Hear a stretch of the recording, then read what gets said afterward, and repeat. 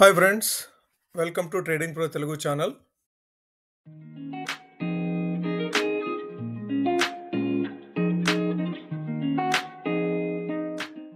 ఇది మనం ఒక సిరీస్ కింద చేసుకుందాము. సో ఇందులో చాలా టాపిక్స్ ఉన్నాయి. మనకి ఆప్షన్స్ అనేది సింపుల్గా మనం ఏదైతే స్టాక్ మార్కెట్లో మనకి ఇది one of the instrument. So మనకి స్టాక్ మార్కెట్లో ఆప్షన్స్ అనేది ఒక ఇన్స్ట్రుమెంట్ మాత్రమే. మనకి చాలా రకాల ఇన్స్ట్రుమెంట్స్ ఉన్నాయి. ఆ ఇన్స్ట్రుమెంట్స్లో మనకి ఇది వన్ ఆఫ్ ద ఇన్స్ట్రుమెంట్. అంటే స్టాక్స్ బయ్యింగ్ కానీ, లేదంటే ఫీచర్స్ కానీ, డైరెక్ట్గా మీరు స్టాక్స్ను కొనడం కానీ, లేదంటే ఫీచర్స్లో ట్రేడింగ్ చేయడం కానీ, లేదంటే ఆప్షన్స్లో ట్రేడింగ్ చేయడం కానీ, ఇవి చాలా కైండ్ ఆఫ్ ఇన్స్ట్రుమెంట్స్ ఉన్నాయి మనకి. సో ఆప్షన్స్ అనేది ఒక రకమైన ఇన్స్ట్రుమెంట్. అసలు ఈ ఆప్షన్స్ ఎందుకు ఇంట్రడ్యూస్ చేశారు, మనకి అది పూర్తిగా దాని బ్యాక్గ్రౌండ్ తెలుసుకుంటే అందుట్లో మనం ఏం చేయొచ్చు, ఏ విధంగా దాన్ని హ్యాండిల్ చేయొచ్చు, ఎక్కడ మనము దాన్ని ఆపరేట్ చేయొచ్చు అనేది మనకు క్లియర్గా ఒక ఐడియా వస్తుంది. సో ఓకే, ఫస్ట్ ఆప్షన్స్ గురించి చూస్తే కనుక ఆప్షన్స్ అనే ఇన్స్ట్రుమెంటు హెడ్జింగ్ పర్పస్ కోసం ఇంట్రడ్యూస్ చేశారు. అంటే దాని అర్థం ఏంటంటే, ఇప్పుడు సపోజ్ మీరు ఒక 100 స్టాక్స్, ఒక lot of stocks, for example TCS తీసుకోండి. టీసీఎస్ అనేది 100 స్టాక్స్ ఒక లాట్ అనుకోండి. ఓకే, సో ఆ లాట్ మీరు కనుక కొనుక్కుంటే, ఒక 100 స్టాక్స్ మీరు కనుక తీసుకుంటే, ఒకవేళ మార్కెట్ డౌన్ సైడ్ వెళ్ళింది అనుకోండి, అంటే టీసీఎస్ మీరు కొన్న ప్రైస్ మీద అది డౌన్ సైడ్కి వెళ్ళింది అనుకోండి. ఆ డౌన్ సైడ్కి వెళ్ళినప్పుడు ఆ రిస్క్ అనేది ఎట్లా బేర్ చేయాలి? మీరు రిస్క్ అనేది బేర్ చేయాలంటే దాంట్లో options, put side options hedge చేసుకుంటే, ఒకవేళ అది పూర్తి స్థాయిలో డౌన్ సైడ్ వెళ్ళినా కానీ, ఒక 10% 15% ఒకే రోజు డౌన్ సైడ్ వెళ్ళినా కూడాను, మీకు ఏదైతే హెడ్జ్ చేసుకుంటారో, ఆప్షన్స్లో హెడ్జ్ చేసుకుంటారో, ఆ హెడ్జింగ్ అనేది మీరు ఎక్కువ లాస్ కాకుండా, అంటే మీ లాసెస్ని మినిమైజ్ చేసుకోవడానికి ఉపయోగపడేవే ఆప్షన్స్. ఓకే, స్పెసిఫిక్గా చూస్తే ఆప్షన్స్ అనేవి హెడ్జింగ్ పర్పస్ కోసం మాత్రమే ఇంట్రడ్యూస్ చేశారు. సో తర్వాత స్లోగా మార్కెట్లోకి ఏ విధంగా ఇవి తీసుకోబడ్డాయి అంటే, స్లోగా గ్రాడ్యువల్గా ట్రేడర్స్ దీనికి అట్రాక్ట్ అయిపోయి ఆప్షన్స్ అనేది ట్రేడింగ్ ఇన్స్ట్రుమెంట్ కింద యూజ్ చేయడం స్టార్ట్ అయిపోయింది. సో ఎస్పెషల్లీ మీరు చూస్తే కనుక 2020 తర్వాత, సో మనకి ఎప్పుడైతే ఈ కోవిడ్ ఇంపాక్ట్ వచ్చిన తర్వాత, సో చాలామంది న్యూ ప్లేయర్స్ ట్రేడింగ్లోకి ఎంటర్ అయ్యారు కదా. ఆ న్యూ ప్లేయర్స్ ఎంటర్ అయినప్పుడు ఆప్షన్స్ అనేవి చాలా ఎక్స్టెన్సివ్గా ట్రేడింగ్ ఇన్స్ట్రుమెంట్ కింద యూజ్ చేయడం స్టార్ట్ చేశారు. ఆఫ్ కోర్స్ మనలో చాలామంది నష్టపోవడం జరిగింది. సెబీ ఇచ్చిన రిపోర్ట్ ప్రకారమే ఆల్మోస్ట్ 92% ఆఫ్ ద ట్రేడర్స్ నష్టపోతూ ఉన్నారు ఈ ఆప్షన్ ట్రేడింగ్లో. సో దానికోసమే రీసెంట్గా సెబీ కొన్ని రూల్స్ ఇంట్రడ్యూస్ చేసింది. సో ఓకే, ఇవి ఒక్కొక్కటి కంప్లీట్గా మాట్లాడుకుందాము. అయితే ఫర్దర్గా ఇది సిరీస్ ఆఫ్ వీడియోస్. ఈ వీడియోలో మనము ఫ్యూచర్లో ఫర్దర్గా ఏ టాపిక్స్ మీద వీడియోస్ చేసుకోబోతున్నామో ఆ టాపిక్స్లో ఏ విధమైన టెక్నాలజీస్, ఇన్స్ట్రుమెంట్స్, ఇన్ఫర్మేషన్ గురించి మాట్లాడుకోబోతున్నామో మీకు ఇంట్రడ్యూస్ చేస్తాను. ఇక నుంచి ఈ ట్రేడింగ్ ఆప్షన్స్ మీద మనకి రెగ్యులర్గా వీడియోస్ చేస్తాం దీని మీద. ఓకే, ముందుగా మనకి ట్రేడింగ్లో చేసుకోవాల్సింది ఏంటంటే, ట్రేడింగ్ గురించి ప్లాన్ చేసుకోవాలి. అంటే ట్రేడింగ్ ప్లాన్ అంటే మీరు ఏటి మీద ట్రేడ్ చేస్తూ ఉన్నారో, ఈ ఇండిసెస్ మేస్ చేస్తారా, స్టాక్స్ మేస్ చేస్తారా? ఒకవేళ మీరు ఇండిసెస్ మేస్ చేస్తే మీరు ఏ విధమైన స్ట్రాటజీస్ తీసుకుంటారు, ఎట్లా మీరు మీ ట్రేడ్ని ఏ విధంగా ప్లాన్ చేసుకుంటారు, ఏ టైంలో చేస్తారు మీరు, ఇవన్నీ కూడాను మీరు ఒక నోట్బుక్లో ట్రేడ్ ప్లాన్ అనేది చేసుకోవాలి. సో ఈ ట్రేడ్ ప్లాన్ లేకుండా మీరు ట్రేడ్లోకి ఎంటర్ అయితే మీకు స్లోగా గ్రాడ్యువల్గా గజిబిజి అయిపోతుంది. సో మీరు చేసే ట్రేడ్స్ కానీ, మీరు చేసే స్ట్రాటజీస్ కానీ అన్నీ గజిబిజి అయిపోతాయి. ఓకే, ఈ ట్రేడ్ ప్లాన్లో మనం చాలా విషయాలు కావాలి మనకి. సో ట్రేడ్ ప్లాన్లో మనం రిస్క్ డిఫైన్ చేసుకోవాలి. మన రిస్క్ ఎంత? మనం 2% రిస్క్, మన క్యాపిటల్ మీద 2% రిస్క్ తీసుకుంటామా, లేదంటే 3% తీసుకుంటామా, or we okay with 5% risk? So మనం ఈ ట్రేడ్ ప్లాన్లో మనం ఇది డిఫైన్ చేసుకోవాలి. ఈ ట్రేడ్ ప్లాన్ ప్రకారమే మనము ఎగ్జిక్యూషన్స్ కానీ, ఈ ట్రేడ్ ప్లాన్ ప్రకారమే మనం యాక్షన్స్ కానీ కంప్లీట్గా ఉండాలి. ఓకే, సో అట్లానే రిస్క్ ఎంత తీసుకుంటామో, టార్గెట్ ఎంత, మన గోల్ ఏంటి? అంటే సపోజ్ మీరు 1% రిస్క్ తీసుకున్నారు అనుకోండి, సో మీకు మీ టార్గెట్ కూడా ముందుగానే డిఫైన్ అయి ఉండాలి. సపోజ్ మీరు ఫర్ ఎగ్జాంపుల్ మీరు ఒక పుట్ సెల్ చేస్తూ ఉన్నారు. ఈ పుట్ సెల్ చేసినప్పుడు మీ టార్గెట్ ఎంత? 0 అవ్వటమా, లేదంటే మీరు 100 రూపీస్లో సెల్ చేస్తే పుట్టు అది 10 రూపీస్కి రావటమా, లేదంటే 50 రూపీస్కి రావటమా? సో ఇది టార్గెట్ ఉండాలి మనకి. అట్లానే రిస్క్ కూడా ఇంతకుముందు మనం ఏదైతే మాట్లాడుకున్నామో రిస్క్ కూడాను మీరు డిఫైన్ చేసుకోవాలి. సపోజ్ ఫర్ ఎగ్జాంపుల్ మీరు 100 రూపీస్ మీద ఏదైనా స్ట్రైక్ ప్రైస్ని మీరు సెల్ చేశారనుకోండి, మీరు 120 రూపీస్కి వచ్చినప్పుడు క్లియర్ చేస్తారా? అంటే మీ రిస్క్ అక్కడ 20% అవుతుంది. అంటే టోటల్ క్యాపిటల్ మీద అది 1% అయి ఉండొచ్చు. ఓకే, ఇక్కడ ఆప్షన్ ప్రైస్ మీద అది 20% అవ్వచ్చు, కానీ బట్ టోటల్ క్యాపిటల్ మీద మీకు అది 1% అయి ఉండొచ్చు. సో అట్లా మీ రిస్క్ ఏ విధంగా మీరు డిఫైన్ చేస్తారు, ఆ రిస్క్ని బట్టి మీ ఎగ్జిక్యూషన్ ఉండాలి. సింపుల్గా మేము క్యారీ చేస్తాము, ఫర్ ఎవర్ క్యారీ చేస్తాము, అది ఎంత నెగిటివ్గా వెళ్ళినా కానీ క్యారీ చేస్తామంటే మీ క్యాపిటల్ ఎరోడ్ అవుతుంది. ఓకే, సో మనకేమో వచ్చే రివార్డ్, మన టార్గెట్ కానీ గోల్ కానీ రివార్డ్ కానీ తక్కువ ఉంటుంది. అంటే మీరు సపోజ్ 100 రూపీస్ మీద స్ట్రైక్ ప్రైస్ని సెల్ చేశారు, ఏదో ఒక స్ట్రైక్ ప్రైస్ని 100 రూపీస్ మీద సెల్ చేశారనుకోండి, మీకు వచ్చే రివార్డ్ ఎంత? అది 100 రూపీసే. సో మీకు మ్యాక్సిమం అది అయితే 0 అవుతుందేమో, అంటే 100 రూపీస్ వస్తుంది. అదే మీకు రిస్క్ ఎంత ఉంటుంది? అది 200 అవ్వచ్చు, 300 అవ్వచ్చు, 400 అవ్వచ్చు, ఎంతైనా అవ్వచ్చు. రిస్క్ అనేది విపరీతంగా ఉంటుంది. కాబట్టి మీరు రిస్క్ అనేది కంప్లీట్గా ప్రాపర్గా డిఫైన్ చేసుకొని మాత్రమే మీరు ట్రేడ్లోకి ఎంటర్ అవ్వాలి. అదే ట్రేడ్ ప్లాన్. సో మీకు రిస్క్ రివార్డు కంప్లీట్గా డిఫైన్ చేసుకోవాలి. అట్లానే మనము కంపల్సరిగా ఈ రిస్క్ రివార్డుతో పాటుగా మన ఎమోషన్స్ని మనము ముందుగానే డిఫైన్ చేసుకోవాలి. ఓకే, 1% రిస్క్ తీసుకున్నాము, ఓకే 1% లాస్ అవడంతో మనము మార్కెట్లోకి వెళ్ళిపోయి మనం అట్లా ట్రేడ్ ప్లాన్ లేకుండానే మనం ఏం చేస్తామంటే ఇంకొక ట్రేడ్ని ఎగ్జిక్యూట్ చేస్తాము. ఎందుకంటే మన మనసులో, మన థాట్స్లో ఏముంటుంది? ఆల్రెడీ 1%, అంటే 1% అంటే సపోజ్ మీరు 10 lakhs మీ క్యాపిటల్ అయితే 1% అంటే మీకు 10,000 ఆల్రెడీ లాస్ అయ్యారనుకోండి. సో మీకు ఎప్పుడు 10,000 గుర్తొస్తుంది. సో ఆ లాస్ని రికవరీ చేయాలి. ఆ లాస్ అనేది మీ మైండ్లో ఎప్పుడూ అది కదలాడుతూ ఉంటుంది.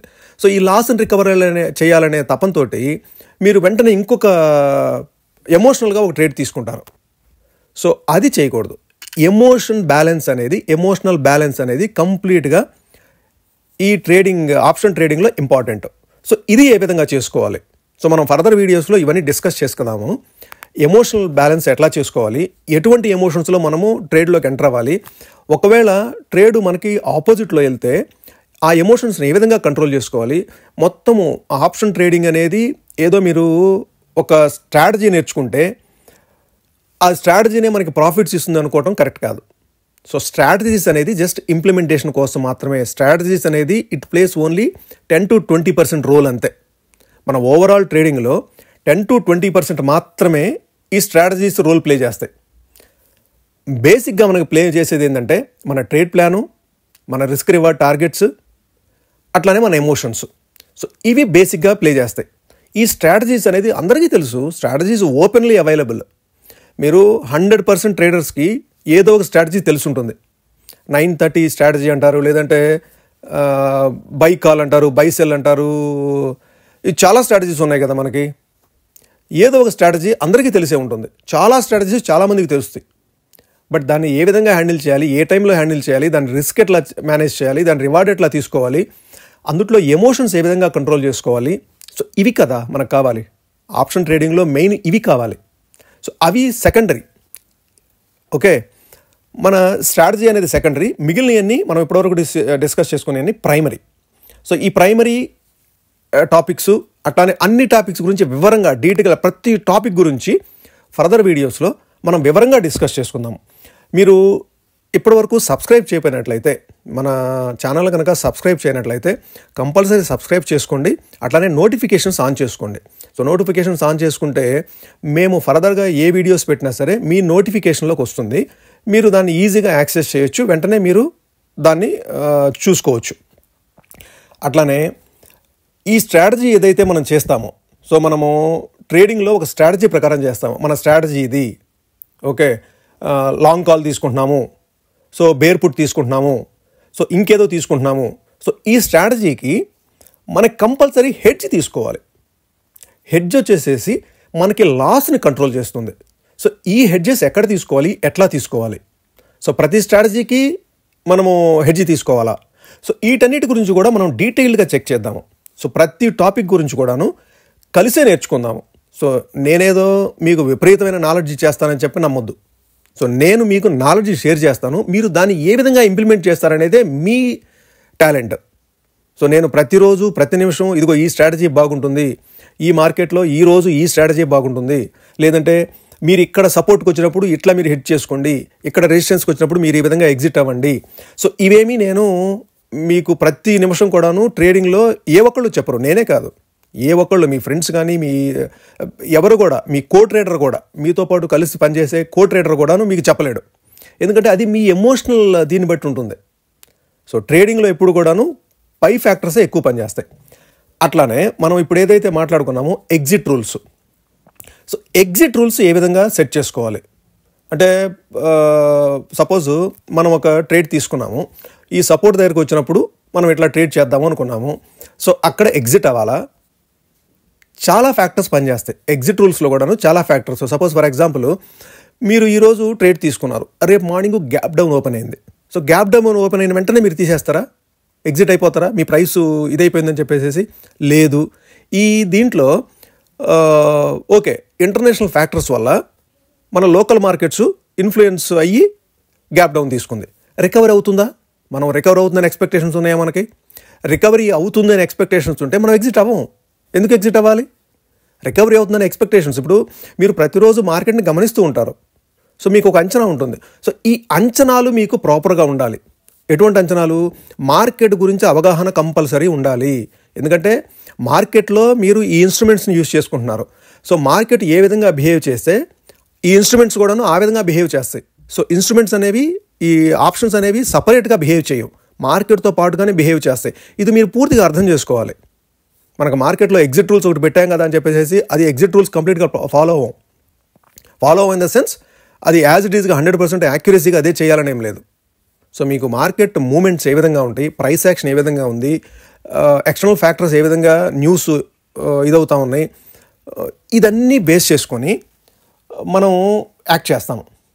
ఓకే, వీటన్నిటి గురించి మన ఫర్దర్ వీడియోస్లో వీటన్నిటి గురించి 1 by 1 మీకు క్లియర్గా డీటెయిల్డ్గా ఎక్స్ప్లెయిన్ చేస్తాను. అసలు ఎన్ని వీడియోస్ అవుతుందో నాకు కరెక్ట్గా ఐడియా లేదు. నేను వీటన్నిటి గురించి కూడాను ఒక్కొక్క టాపిక్ తీసుకొని మీకు క్లియర్గా, ఇప్పుడు ఏదైతే మనం టాపిక్స్ అనుకున్నామో, ఏది మన ట్రేడ్ ప్లాన్స్ ఏ విధంగా ప్లాన్ చేసుకోవాలి, రిస్క్ ఏ విధంగా మనము డిఫైన్ చేసుకోవాలి, రివార్డ్ కానీ గోల్ కానీ అది ఇండివిజువల్. సో ఏదో ఇది కామన్గా మ్యాసివ్గా అందరూ 100 మంది కూర్చొని నా టార్గెట్ ఇది అని చెప్పి ఇది కష్టం, అది అట్లా డిఫైన్ చేసుకోవటం. అట్లానే ఎమోషన్స్ కూడా కంప్లీట్గా ఇండివిజువల్. సో నా ఎమోషన్స్ వేరుగా ఉంటాయి, మీ ఎమోషన్స్ వేరుగా ఉంటాయి. ఎందుకంటే నా మార్జిన్ మనీ అంటే నా టోటల్ క్యాపిటల్ వేరుగా ఉంటుంది. నా టోటల్ క్యాపిటల్ సపోజ్ 40 lakhs అనుకోండి, ఫర్ ఎగ్జాంపుల్ చెప్తున్నాను నేను. మీ టోటల్ క్యాపిటల్ 10 lakhs. సో 10 lakhsలో 1% అంటే 10,000. నాది 40 lakhsలో 1% అంటే 40,000. సో 40,000 కోల్పోయినప్పుడు నా ఎమోషన్స్ డిఫరెంట్గా ఉంటాయి. 10,000 కోల్పోయినప్పుడు మీ ఎమోషన్స్ డిఫరెంట్గా ఉంటాయి. 40,000 కోల్పోయినప్పుడు నా ఎమోషన్స్ డిఫరెంట్గా ఉంటాయి. సో వీటన్నిటిని కూడాను మనము ఎవరికి వాళ్ళకి ఇండివిజువల్గా డిఫైన్ చేసుకునే ఎమోషన్స్. సో స్ట్రాటజీస్, అన్ని స్ట్రాటజీస్ అందరికీ అప్లికబుల్ అవుతుందా? ఏమో. అన్ని స్ట్రాటజీస్ అందరికి ఒకే రకంగా అప్లికబుల్ అవ్వవు. వాళ్ళ మెంటాలిటీసు, వాళ్ళ క్యాపిటల్, వాళ్ళ మార్జిన్ మనీ మెయింటెనెన్స్, వీటన్నింటిని బట్టి స్ట్రాటజీస్ని డిఫైన్ చేసుకోవాలి మనం. సో హెడ్జింగ్, ఇవన్నీ ఎగ్జిట్ రూల్స్ ఎవరికి వాళ్ళకి డిఫరెంట్గా ఉంటుంది. సో ఇదన్నీ కూడాను మనం ఇన్ డీటెయిల్ డిస్కస్ చేద్దాము. మీరు తప్పకుండా ఈ టాపిక్ కనుక మీకు నచ్చి మీరు కంటిన్యూ అవ్వాలి, ఈ టాపిక్స్ గురించి మీరు ఫర్దర్గా వీడియోస్ మమ్మల్ని ఎంకరేజ్ చేయాలి అంటే ఈ వీడియోని లైక్ చేయండి. అట్లానే ఇది మీ ఫ్రెండ్స్కి, మీకు సంబంధించి ఎవరైనా ట్రేడింగ్ చేసే వాళ్ళకి యూజ్ అవుతుంది, ఈ ఫర్దర్ సిరీస్లో వీడియోస్ షేర్ అవుతుంది అనుకుంటే వాళ్ళని షేర్ చేసి అట్లానే వాళ్ళని సబ్స్క్రైబ్ చేయడానికి ఎంకరేజ్ చేయండి. వాళ్ళకు కూడా ఈ నోటిఫికేషన్స్ వస్తాయి. ఓకే, ఇది ఫ్రెండ్స్ ఈ వీడియో. ఫర్దర్గా వీటి మీద ఆప్షన్ ట్రేడింగ్ మేడ్ ఈజీ అనే టాపిక్ మీద మనం ఇంకా కంటిన్యూస్గా వీడియోస్ చేసుకుందాము. ఓకే, ఈ వీడియో ఇంతటితో ముగిస్తాను. నెక్స్ట్ ఫర్దర్ వీడియోస్లో మనం ఇన్ డీటెయిల్డ్గా మనం కలుసుకుందాం. Thank you friends, thank you.